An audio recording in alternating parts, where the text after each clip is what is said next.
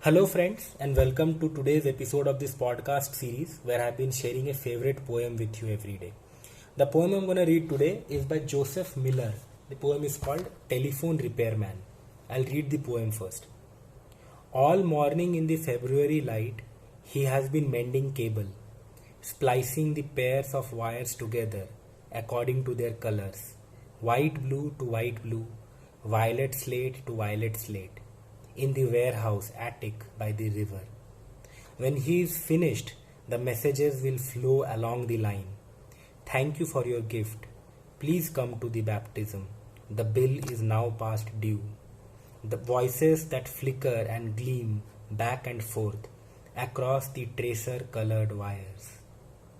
We live so much of our lives without telling anyone, going out before dawn, working all day by ourselves, shaking our heads in silence at the news on the radio. He thinks of the many signals flying in the air around him, the syllables fluttering, saying, "Please love me," from continent to continent, over the curve of the earth. It's a fairly simple poem. It begins with the telephone going dead, and all morning the repairman is matching the wires together, the pair of wires together, and when he's finished, the messages will flow along the line, and then the messages, "Thank you for your gift, please come to the baptism, the bill is now past due," all of these are in italics. And then in the last stanza, from description, the poet actually moves on to a kind of a message that we live so much of our lives without telling anyone, that the lives are go empty, like without. It's like a tree falling inside in a jungle, and nobody noticed it, nobody heard it fall. Did it really fall? That philosophical age old question is invoked here. We live so much of our life without telling anyone, so it raises a deeper question. Going out before dawn, working all day by ourselves, shaking our heads in silence at the news on the radio, no one to discuss them with. He thinks of the many signals flying in the air around him. Now we are back with the repairman, and for him everything around is signal.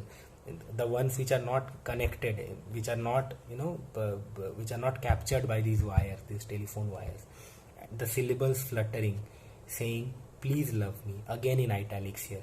But this time we more than the syllables fluttering in air, but it has like that ambiguous double meaning. It also asks us as readers to love this man, this telephone repairman, the work he does, his job, so important and yet so ignored. But we rarely notice how important that telephone repairman is, from continent to continent, over the curve of earth. So it's a fairly simple poem, but it has a much deeper understatement. Now we actually don't give enough credit to the people who are doing these kind of repairs, and if you see, that culture of repair is also gone. Today we are so much surrounded with gadgets that we rarely go out and try repairing anything. I wanted to get my wife's watch repaired a couple of months ago, and I didn't find any in the entire street, in the entire road on which the 3 or 4 kilometer stretch of the road, I could not find one shop where they mend those watches. Those shops used to be so common in every area. There used to be those shops. The watch repairman, telephone repairman. Unfortunately, telephones are now obsolete. Not unfortunately, it's the natural progress of the world that telephones are now obsolete. So telephone repairmen are also obsolete. But we might have those memories from our childhood. We rarely give credit to the changes that science and technology has brought into our lives, which make our life so much better. So much of our life used to go on without telling anyone before telephones were there, and telephones have changed our life so much more. And now mobile phones and internet has done so much more into our life. We rarely give that credit to the ones, although we remember the names of their inventors, Graham Bell, who invented telephone, but those small repairmen who are fixing it for us every now and then. We rarely give that credit to them, and this poem actually brings us to notice this. We rarely give credit to how small gadgets like mixer grinder or washing machine or fridge, the kind of revolution they have brought inside households. The women inside households was usually busy grinding masala and cooking every day in and out because there was no storage, or washing clothes. Now every household, middle class and upper middle class household, has these gadgets which have made the lives of women so much easier. And we don't really give that credit to the people who are working their hearts out to make these gadgets happen. So there's a lot of material reality to the ideal world. Today we are talking about much larger questions related to feminism and women liberation, but we rarely give credit to these small changes that have made it possible that today we have the that we can discuss these things, women can discuss these things. So yeah, we really need to, and this can be a very powerful topic for poems as well. Think about the gadgets around you, think about the people who are making those gadgets around you, and think about what changes they are bringing into lives in general. You will find a poem. So repair is a very powerful topic for poetry. At the end of the day, poetry is also all about repairing our own lives. Reading poetry repairs ourselves, right? So there's one more poem I wanted to share given the context. This is a Hindi poem by Rajesh Joshi, the well-known Hindi poet. I have read many of Rajesh Ji's poem in the past episodes, but this is one poem from his first collection of poems, Ek Din Bolenge Ped, and this poem is called Bijli Sudharne Wale, Electric Repairman. This time, the last poem, Joseph Miller's poem, was the Telephone Repairman. This is Electric Repairman, बिजली सुधारने वाले. I'll read the poem. This is in Hindi. अक्सर झड़ी के दिनों में जब सन्नाट पड़ती है बौछार और अंधड़ चलते हैं, आपस में गुत्थम गुत्था हो जाते हैं कई तार, या बिजली के खंबे पर कोई नंगा तार पानी में भीगता चिंगारियों में चटकता है, एक फूल आग का बड़े तार सा झरता है, अचानक उमड़ आई अंधेरे की नदी में.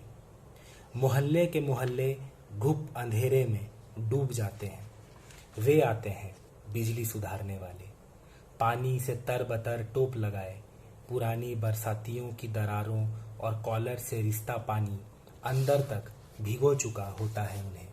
भीगते भागते वे आते हैं अंधेरे की दीवार को अपनी छोटी सी टॉर्च से छेदते हुए.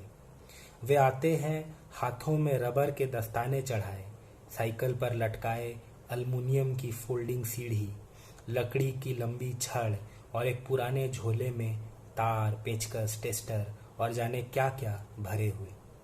वे आते हैं खंबे पर टिकाते हैं अपनी नसेनी को लंबा करते हुए और चीनी मिट्टी के कानों को उमेटते एक एक कर खींचते हैं, देखते हैं, परखते हैं, फिर कस देते हैं किसी में एक पतला सा तार. एक बार फिर जगमग हो जाती है हर घर की आंख. वे अपनी नसेनी उतार कर बढ़ जाते हैं अगले मोहल्ले की तरफ, अगले अंधेरे की ओर, अपनी सूची में दर्ज शिकायतों पर निशान लगाते हुए. So electric repairmen thankfully have continued to exist, unlike the telephone repairman, which is now a very rare sight. So yeah, think about this: the repairmen around you, the smaller things that we are losing out, and see if you can find a poem that you can write yourself. This is a brilliant way of approaching poetry. Think about the gadgets around you and try to breathe life into them. See what larger human need it is catering to.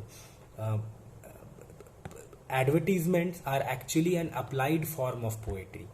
Just like poetry, advertisements try to say something much larger. They try to they use all the poetic devices, metaphor and comparisons and personification, all of those poetic devices that we know of are actually employed by in the field of advertising. It is an applied field of poetry, advertising. They try to say more in few words. Billboards do it all the time. They try to apply all the poetic alliteration and whatnot. So but advertisement at the end of the day is about very market driven products. It is about a chocolate or a cigarette or a Coca-Cola. But can you write an advertisement about a person, about a craft, about a lost art form, about a lost gadget which was probably never advertised? So as poets we must know how to use poetry to write long advertisements, and we read two advertisements, one about a telephone repairman and the other about the electricity repairman. So think along these lines, learn from the applied art and apply it back on poetry. There are many other applied art forms of poetry, like lyric writing is an applied art form of poetry. Or political sloganeering is an applied art form of poetry. So we must also look backwards. We must learn from political sloganeering and see how poetry is affected by it. What is it that we can learn from them and apply it in poetry? We can learn. Good ads remain with us. That famous Cadbury ad where the woman watches the guy play cricket, and in a nail biting moment when the ball crosses the boundary, she just dances her way into the field. Or dobara mat puchna, that chloromint ad, it is again, without having to say anything, it says so much. So all the things that we discuss in poetry through the podcast, all these things apply on advertisement. I often feel that when I see billboards, I get irritated that this could have been so much better if it was written that way. So or when I see a bad ad on television, it is really irritating that wasted precious moments of time. They could have done so much more with this ad. So think along these lines. I'm not asking you to create advertisements, but think of the good ads you have seen and see what you can learn from them and apply in poetry. Or write an advertisement in a poetry format for something that you think should be upheld and celebrated. That's all I wanted to say. Maybe I spoke too much, but do try and attempt a poem for a repairman, for someone who is repairing things for you. That's all I had to say for today's episode of this podcast series. And do come back tomorrow. We'll discuss more poetry. We'll read one more poet, and we'll read more poems. And thank you so much for being a part of today's discussion. We'll meet tomorrow again. Thank you.